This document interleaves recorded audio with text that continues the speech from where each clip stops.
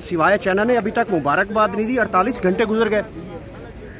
कोई मुबारकबाद के लायक है वो हारा हुआ शख्स जो इलेक्शन में हारा हो और फ्रॉड के ज़रिए जो है इन ऐवानों में पहुंचा हो और उसको वज़ीर आज़म बनाना, ये पाकिस्तान के अवाम की तौहीन नहीं, ये जबर है, रियासती जबर है, जो मर्जी आप कह लें, लेकिन अवाम तो तस्लीम नहीं करेगी। तो किस चीज़ की लोग मुबारकबादियाँ दें कि बेईमानी से आप जो वज़ीर आज़म पाकिस्तान बन गए। ज़ाहिर है कि मुबारकबादी भी उन्हीं की बनती है जो अवाम के ताकत से आते हैं, इलेक्शंस के ज़रिए आते हैं, जीत के आते हैं।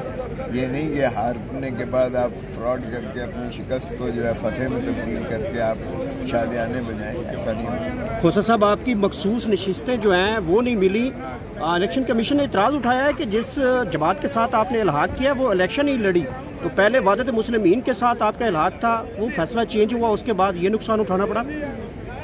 यही फैसला है जो है, आपको इनसे क्या तवक्को थी?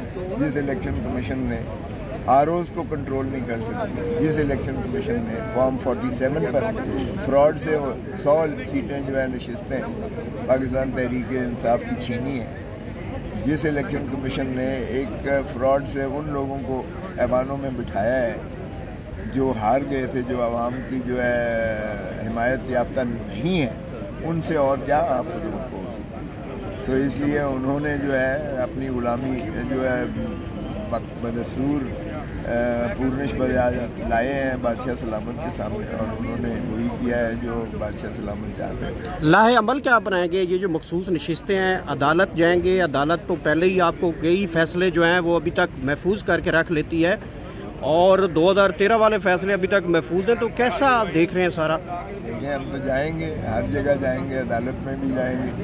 इन ऐवानों में भी आपने देख ही लिया है कि वज़ीर आज़म को ना हम तस्लीम करते हैं, ना असेंबली और पार्लियामान को हम चलने देंगे। तो इसलिए अगर इनका ख्याल है कि इस तरह से ये हुक्मरानी कर लेंगे तो ये गलतफहमी में, हम तो आवाम की आवाज़ बन के इनके जो है रास्ता रोकने की पूरी कोशिश करें। अगर ये